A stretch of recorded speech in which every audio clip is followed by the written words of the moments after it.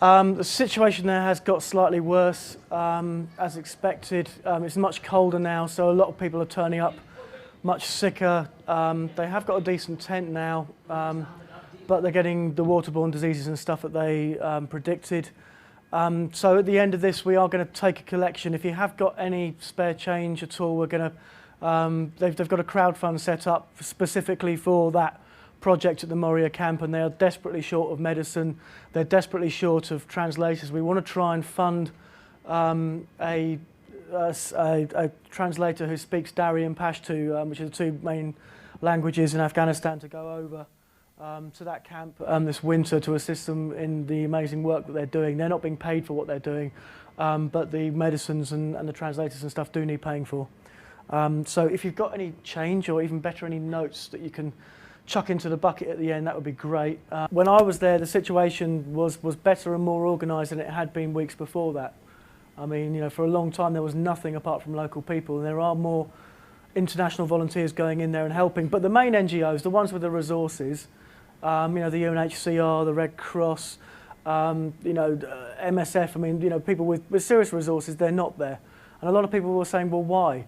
And if it's anything like the situation in Calais, which is, you know, I've been coming to and from Calais now since 2002. If it's anything like the situation there, the governments very often, the European governments will obstruct those NGOs, you know, say, oh, we're not going to cooperate with you going and setting up an operation there, because if you do, you're encouraging them to go there. And this is always the massive lie that gets told.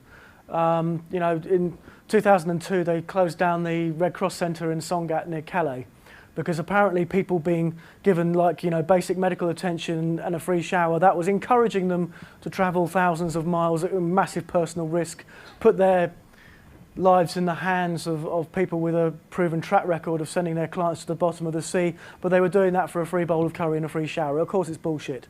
And a lot of the major NGOs will use that as an excuse. Well, we can't go there without the cooperation of the Greek government or the European governments or whatever. So it's down to these much smaller, self-organised groups and initiatives. And to be honest, they are absolutely led by the people from Lesvos. I mean, you've got to bear in mind, I mean, obviously, I don't need to tell you this, but I mean, the Greek people have suffered more under austerity than any other European nationality. You know, and the fact that they have actually risen to this challenge, you know, is just incredible. You know, Lesvos is an island which is dependent on tourism. The Greek tourism industry has been destroyed by austerity and destroyed yet further by the refugee crisis, and yet those people are still finding the time to work around the clock to, you know, and to literally save lives. You know, they are literally pulling, a lot of the retired fishermen are running rescue services up and down the coast, and they are pulling women and children out of the sea who otherwise would freeze or drown. And it's not just happening on Lesvos, I should point out. There's about 11 islands along the coast where refugees are coming in that are close enough for those little dinghies, but Lesvos is the closest, so that's getting most of them. But it's also happening on islands like Kos as well, and other islands, you know, along that stretch. And it is the local people who are organising it, and good on them. You get all these politicians that sort of go there and they sort of shake hands with the local people and say, oh great, you're doing a fantastic job. But they've actually got the power to make a difference, and they're not making a difference. You know, which is appalling. And to be honest, I don't think it should be down to Greece, you know, to solve this problem. It is the country with the least resources. It is the country that has been punished the most because of, you know, the screw-ups of the bankers and this ridiculous neoliberal system that they insist on inflicting upon everyone. And it's actually a European problem. The people are not going to Greece, they are going to Europe. They want to go to Sweden, they want to go to Norway, they want to go to Germany, they want to go to Britain, they want to go to places with fairly strong economies where they can rebuild their lives and get jobs and stuff like that. The only reason why they're landing in Lesvos and also in Lampedusa in Italy is because of the geographical location, and that is it. And that is the only reason. Also, the southern tip of Spain is getting a lot of people through from Morocco as well. But it's about geography. And so I don't think it should be down to countries like Greece to solve this problem. I think the Germans, rather than giving them like 3 billion to construct that fence across the Turkish border, they should be actually giving them the money that they need to be able to treat those people with dignity, to be able to process their asylum claims and do everything they can to send them on their way in their journey throughout Europe. The Greek cops, who are not known for their humanitarian restraint, trying to stop me from filming in there and telling me you can't come in here without a permit, and you can't do this and you can't do that. And yet the people in that camp are given no water, shelter, food, sanitation or anything. There's actually nothing is being done for them. But they do still feel they have the right to tell the media, you can't come in here. So I mean, I was walking around with my jacket over my shoulder and just holding the camera underneath just to film, you know, the complete lack of everything that was in there. With regard to the situation on the northern coast, there is a slight problem with communication between the different groups. All the NGOs that are there are very small NGOs with very limited resources, and they are working absolutely flat out to do what they can. There is a bit of sort of humanitarian tourism going on, where you get sort of people that sort of show up for a few days and they just want to jump down and like lift children off the boats in front of the cameras. And they're all wearing GoPros, you know, so they can sort of film what they're doing and all that sort of thing. And actually the real heroes are the ones that are, you know, cooking food for like 14 hours of the day and sorting out clothes for 14 hours of the day and doing all the boring and mundane stuff, which is, you know, the most needed stuff. The people who are using all their savings to drive pregnant women to the, you know, to the centres because they can't walk 10 kilometres to get there and that kind of thing. So, yeah, there's a small minority of individuals who are going there and are not being a great deal of help. But the majority of the people there are working absolutely flat out, and they're just learning it as they're going along. You know, there is no plan for this. There is no template which anyone can use. You know, the reception camp at Skala Sakanias, I'm sorry, I'm terrible with Greek names. But I mean, that's just grown and grown and grown, and they've just gradually built it up from literally one tent to what it is now, and they're just gradually expanding it as they go along. And Sakamnia, yes. Sorry, I'm absolutely terrible with languages and shit like that, I'm afraid. But yeah, I mean, it's an evolving situation. They need volunteers, and what they need are people to show up and just say, okay, what do you need me to do? And they will probably say something along the lines of, you see that enormous pile of dishes there? Because you get stuck into that, because that is the kind of stuff that keeps it all going. It really is.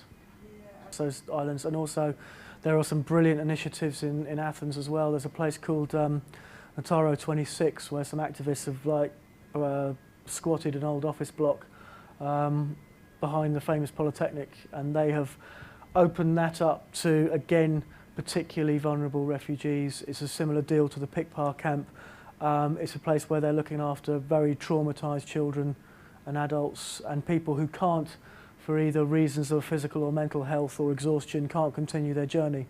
So they're being looked after in that facility in Athens. So there's a lot going on. I should also point out that, you know, a lot of this stuff does seem very far away. A lot of this winter in the Balkans, God knows what's going to happen there. But I mean, right on our doorstep, you know, here in Calais, we've got 7,000 desperate people there, and there's regular aid convoys going there every single weekend.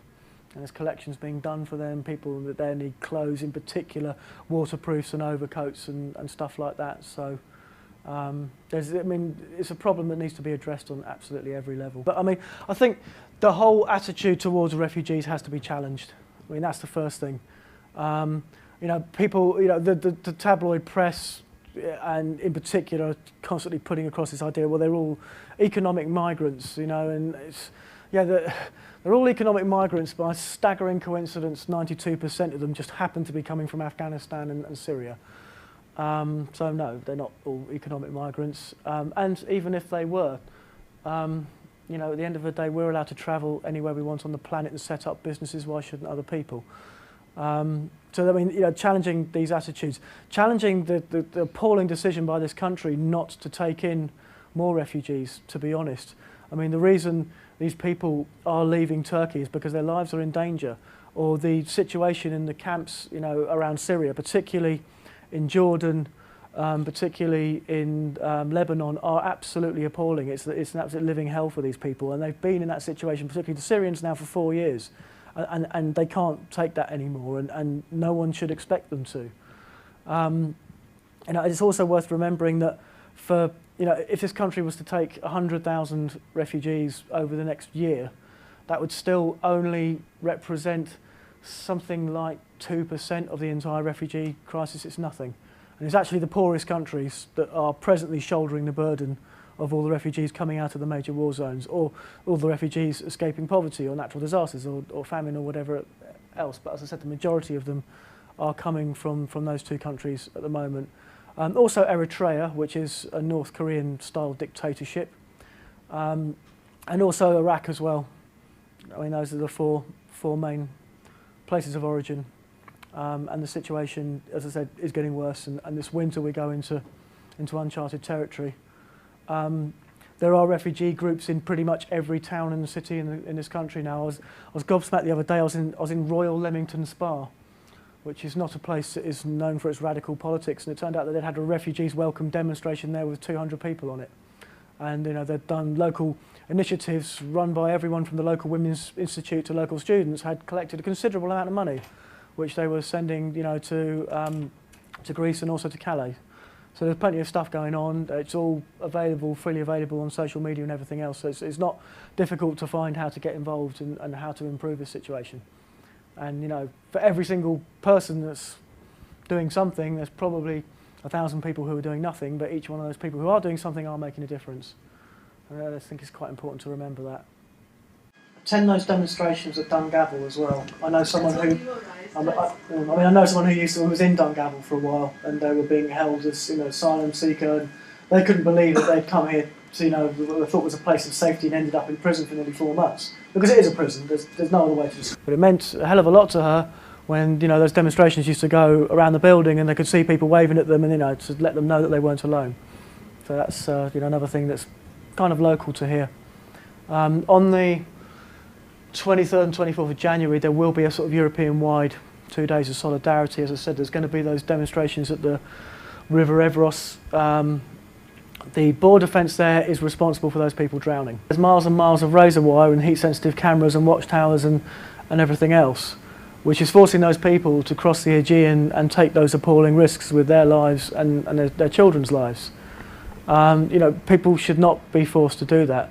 So that protest in January, if it gets backed by the Turkish left on the other side of the border, it could get very interesting. Who knows what's going to happen?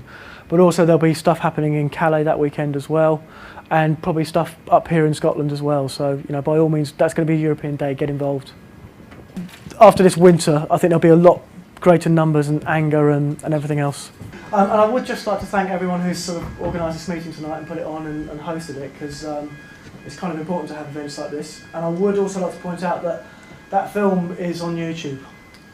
So feel free to download it, feel free to send it to everyone, show it to your friends, organise your own screenings or whatever. It's not copyright to us. We were approached, we were asked to make it. As you can see, it's very rough, but as far as we're concerned, we're just happy for it to be out there. So if you want to organise any events or anything of your own initiative, feel free, use the film in whatever way you want. There's also another short film we made about Calais as well. So loads of people cycled down there in the summer and gave all the bikes to the refugees, presumably to help them chase the lorries. I'm not quite sure, but so yeah, there's loads going on. But yeah, no, seriously, a very big thank you to everyone who's helped put this on tonight.